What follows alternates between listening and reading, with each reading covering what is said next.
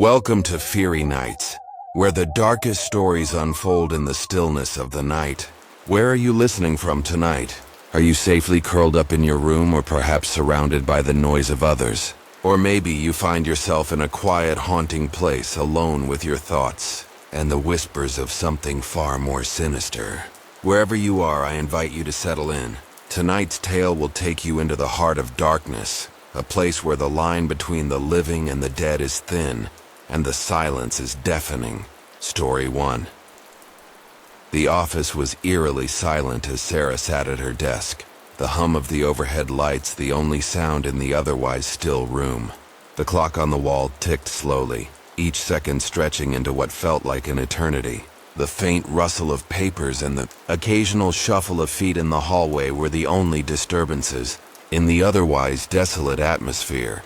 It had been 2 months since Sarah had started, working at Hawthorne Enterprises, a mid-sized law firm nestled in the heart of the city.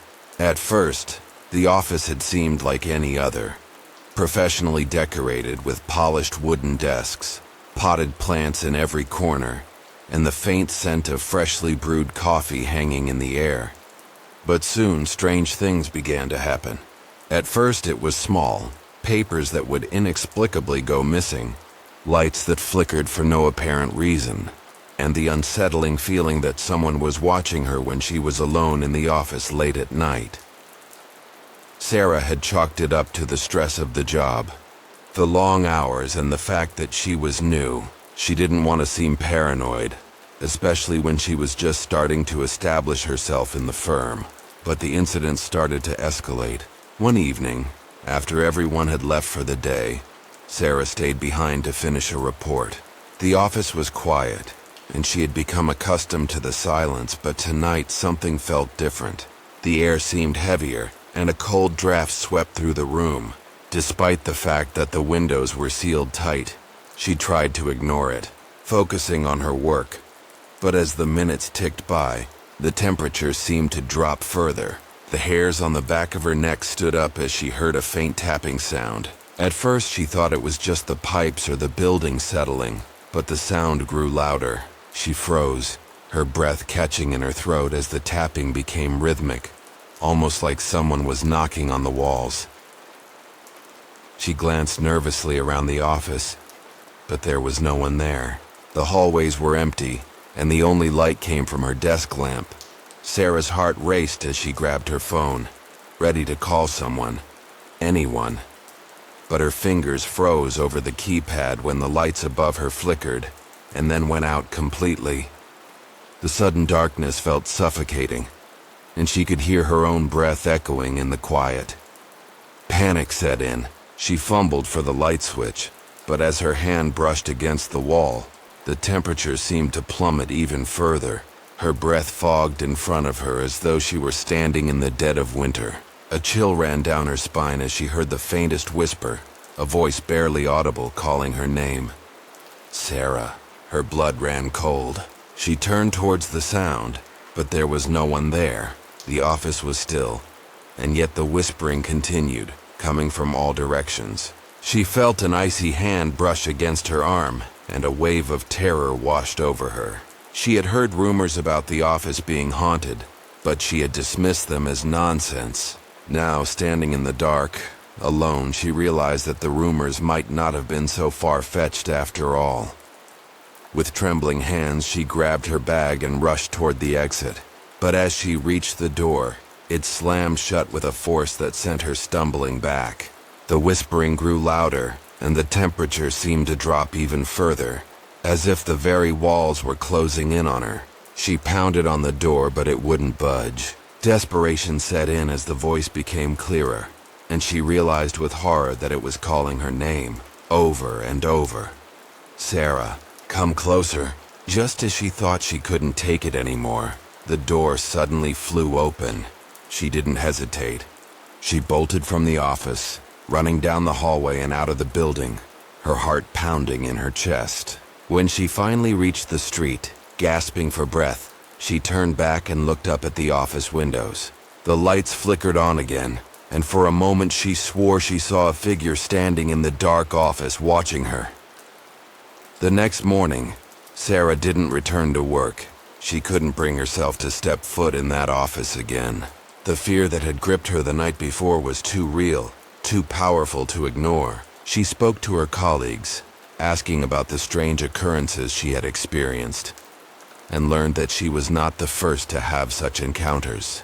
In fact, several others had left the firm after similar experiences. It turned out that the building had a history, one filled with tragic events. Years before, a former employee had committed suicide in the office, and ever since, strange occurrences had plagued the space. No one spoke of it openly, but the rumors had been circulating for years. The haunting, it seemed, was far from over, and Sarah had been its latest victim. Story 2. Michael had always been a skeptic, a man of logic and reason. He didn't believe in ghosts, spirits, or anything remotely supernatural. So when he was offered a high-paying position at Galloway Financial Group, a prestigious investment firm located in the heart of the city, he didn't hesitate. The office was beautiful, with sleek glass walls, state-of-the-art technology, and a stunning view of the skyline. But from the very first day, something felt off. It started subtly, like the flicker of a light bulb in the corner of his eye, or the soft creak of the wooden floors in the hallways. Nothing that would make anyone question the integrity of the building, of course, but for Michael, it was enough to make him uneasy. As the days went by, though, he noticed more and more strange things happening. Files would go missing from his desk, only to reappear hours later in a completely different part of the office. The elevator would stop on random floors, even though no one had pressed the button. And sometimes, when he was alone in his office, he could hear soft footsteps outside, followed by a knock at his door, only to find no one there when he opened it. One evening, as Michael stayed late to finish a report, the strange occurrences grew more intense. The office was nearly empty, with only a few employees left, each of them absorbed in their own work. Michael had grown used to the oddities by now, brushing them off as nothing more than coincidence. But tonight was different. As he typed away at his computer, he felt a sudden drop in temperature, so sudden that it made him shiver. He glanced at the thermostat, but it read a normal temperature. The hairs on the back of his neck stood on end as he heard a faint whisper. Michael. He froze, his fingers hovering over the keyboard. The voice was soft, almost indistinct, but it was clear enough to send a chill down his spine. He looked around, half expecting someone to be standing in the doorway, but the room was empty. The whisper came again, louder this time. Michael, help! The sound of the voice seemed to grow closer, and Michael's heart began to race. His eyes darted around the room, but there was no one there. The lights flickered, and the temperature seemed to drop even further, until he could see his breath in front of him. The soft whisper turned into a low murmur, almost like a chant, filling the room with an unsettling energy. Michael's stomach churned as he tried to stand, but his legs felt like lead. He glanced toward the door, desperate to leave, but it was as if the room itself was holding him captive. Suddenly, the lights went out, plunging the room into complete darkness. His pulse quickened as he fumbled for his phone, trying to turn on the flashlight. His hands were shaking, and a cold sweat broke out on his forehead. The whispering was now a cacophony of voices, all chanting his name. Michael! Help! Michael! He stumbled back, his feet tangling with the cords of his computer. He was trapped, suffocated by the oppressive darkness and the overwhelming sense of dread that filled the room. A cold hand brushed against his arm, and he jerked back in panic. But when he looked, there was no one there. The room seemed to close in on him, and he could feel the weight of unseen eyes watching him. In a desperate attempt to escape, Michael ran toward the door, but as he reached it, it slammed shut with a deafening bang. He screamed, pounding on the door, but it wouldn't budge. The whispering voices were now replaced with a loud, guttural growl, as if someone, was trapped in the office with him. The walls seemed to close in, the air thick and heavy, pressing against him from all sides. With one last burst of energy, Michael managed to wrench open the door, stumbling out into the hallway. But as he ran toward the elevator, the whispering returned, this time clearer than ever. "You can't escape, Michael." The elevator doors closed just as he reached them, and he collapsed against the wall, gasping for air. When the doors opened again, he was back on the ground floor. He didn't look back as he ran out of the building, the sound of the growling voices still echoing in his ears. The next morning, Michael quit his job at Galloway Financial Group. He never spoke to anyone about what had happened, but the memory of that night haunted him for the rest of his life. The building, it seemed, was cursed, and the spirits within it would never let go. Story 3. The office was deserted as night fell, the hum of fluorescent lights barely audible over the occasional creak of the building settling. Emma, the new project manager at Blackthorn Consulting, had stayed late to finalize an urgent report. The office, usually bustling with the energy of employees and ringing phones, now felt like a tomb. Shadows stretched across the walls, thrown by her desk lamp, and the air carried a subtle chill that made her skin prickle. It had begun with small, inexplicable things. Files vanished from her desk only to reappear in odd places. Her computer would randomly shut down, screens flickering before returning to normal. Colleagues whispered about strange noises, footsteps when no one was there, a sudden cold breeze that swept across cubicles, and the unsettling feeling that the office itself was alive. Emma had dismissed these stories at first. Logic told her the building was old, the wiring faulty, and the drafts unavoidable. But tonight, she was beginning to question that logic. As she worked, Emma heard a soft tapping sound from the far end of the office. At first she ignored it, focusing on her spreadsheet, but the tapping grew louder, more deliberate, moving rhythmically across the floor. Her heart began to race. She looked around, but the office was empty. She called out, "Hello?" Her voice echoed back at her, unanswered. The tapping paused, then resumed, closer this time, following her desk in slow, deliberate steps. Suddenly, the lights flickered and went out completely. Darkness enveloped the room, and the hum of the ventilation system seemed to fade. Emma froze, her breath caught in her throat. She fumbled for her phone, the screen illuminating her wide, panicked eyes. That's when she heard it. A whisper, faint and hollow, coming from the shadows. "Emma!" Her blood ran cold. She spun around, searching for the source. The office was empty, yet the whisper persisted, growing louder, more insistent. A draft swept past her, cold and biting, and she felt as though icy fingers were grazing her arms. Panic overtook her reason. She bolted toward the door, but it slammed shut in front of her with a force that made her stumble back. The whispering became chanting, low and guttural, echoing from every corner of the room. Emma pressed herself against the wall, trembling, her mind racing. She realized she had become part of the office's haunting, trapped in a space that was no longer just walls and desks, but something sentient, something with intent. The shadows began to stretch unnaturally, shapes forming and reforming as though alive.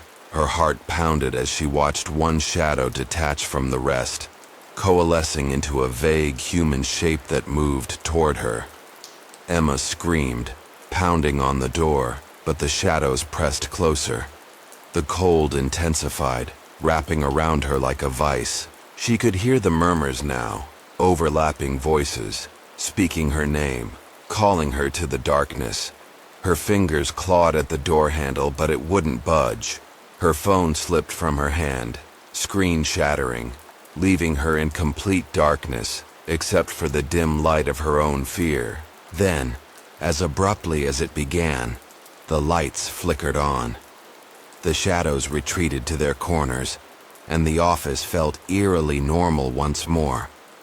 Emma collapsed to the floor, shaking uncontrollably, unable to comprehend what had happened. She didn't wait to find out. Gathering her things, she ran from the building, never once looking back. The following day, she called HR to resign. No amount of explanation would satisfy her. She knew what she had experienced, and it was far beyond reason. The office was not just haunted in rumor, it was alive. A sentient entity feeding on the fear of those who stayed too long. Emma never returned, and Blackthorn Consulting continued to operate, unaware of the terror lingering in the empty corridors after hours. Story 4. Late at night, the city was a quiet labyrinth of streets lit by flickering lampposts. Inside the top floor of Meridian Finance, Alex, the firm's senior analyst, worked alone. The office, usually a hive of activity, had emptied hours ago, leaving him surrounded by the soft hum of computers and the occasional rattle of the air conditioning. Yet, despite the mundane environment, a creeping unease had settled over him. Something was off. It started subtly. A file misplaced here, a chair that had been slightly moved there. At first, Alex thought he was imagining it. The office was old, and quirks were normal. But as the weeks passed, the disturbances became more pronounced. Whispers echoed through the hallways when he was alone. Lights flickered with no electrical explanation. Occasionally, screens would display cryptic messages before resetting themselves. The office had begun to feel like a living organism, aware of his every move. Tonight, the unsettling energy was palpable. Alex typed frantically, trying to finish a financial forecast, but he couldn't shake the feeling of being watched. He glanced up at the ceiling and saw a shadow move across the overhead lights, though there was no one above him. He stood nervously scanning the empty office, heart racing. Then, he heard it. A faint, deliberate tapping on the glass walls surrounding the corner offices. Alex. The voice was soft, almost human, yet distorted, resonating through the room in a way that made his bones ache. He froze, staring at the walls. The voice called again, louder, closer. His breath quickened. The room temperature dropped sharply, and he could see his own vapor in the air. The office that had always been familiar had transformed into something sinister, something that existed outside the rules of reason. Alex tried the elevator to leave, but the doors refused to open. He turned to the emergency stairwell, only to find it blocked by an unseen force. Panic surged. From every corner, shadows stretched unnaturally, moving independently of the office furniture. The whispers evolved into murmured commands, compelling him to step closer to the center of the room. His feet felt rooted to the floor, his body betraying him. One shadow detached itself from the walls, forming the vague outline of a man. Its eyes were dark voids, and its presence exuded cold malice. Alex tried to speak, to demand an explanation, but no sound escaped his throat. The figure moved closer, and the chanting of his name grew louder, an unrelenting tide of voices pressing into his mind. Suddenly the lights flickered and the office returned to normal. The shadow was gone, and the room felt still once again. But Alex's heart hammered in his chest. He ran from the building, his belongings left behind, never looking back. He never returned to Meridian Finance, leaving the job, the salary, and the prestige behind. The office remained empty after hours, waiting for the next late worker, the next soul to linger too long, for the building's haunted essence to claim another victim. Alex knew the truth, but he also knew no one would believe him. The haunted office was a secret that existed beyond explanation, a place where fear was real, and some doors, once opened, could never truly close. Story 5. The office smelled faintly of dust and old coffee, a combination that clung to the air in a way that made it feel heavier than it should. Julia sat at her desk, the dim glow of her monitor the only light in the otherwise dark room. Most of her colleagues had already gone home, but she had stayed late to prepare for an important presentation the next morning. She should have felt comfortable. She had worked here for over a year. But lately, the office had changed. Something was off. It started small. Chairs that weren't exactly where she left them. Files that seemed to move on their own. Occasionally, a soft creak or whisper would reach her ears, but whenever she looked, there was no one there. Julia had chalked it up to stress, to exhaustion, to her imagination. But tonight, the unease she felt was tangible.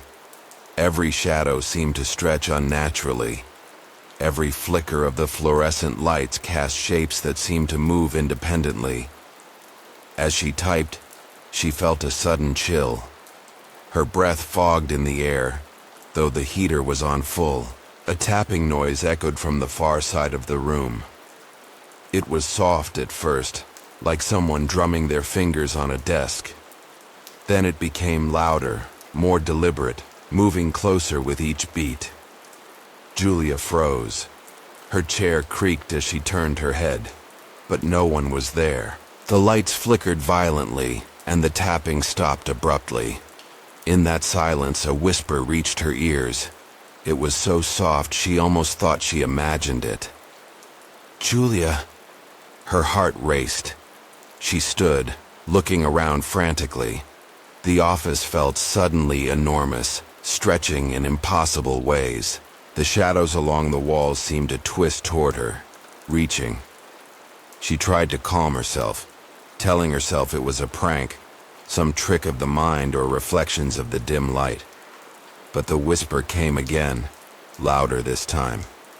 "Julia, come, closer." The words were not just heard. They resonated inside her chest, vibrating with a cold authority.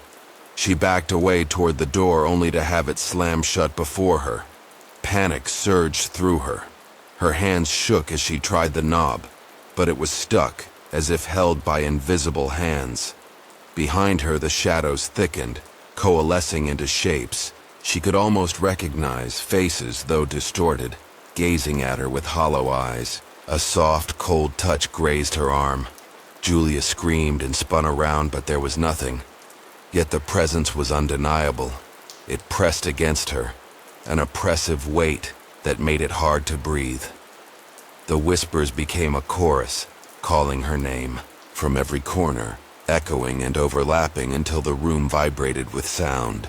Gathering every ounce of courage, Julia charged at the door, yanking it open. She stumbled into the hallway, breathless, the office behind her still murmuring, still watching. She ran past the elevators, past the empty cubicles, and out of the building. Once on the street, she collapsed onto the pavement, gasping for air. She never returned to that office. Even the thought of it sent shivers down her spine. Rumors later confirmed what she had experienced. Others had heard voices, seen moving shadows, and felt cold hands in the empty office at night. The building had a history of strange disappearances and tragic events.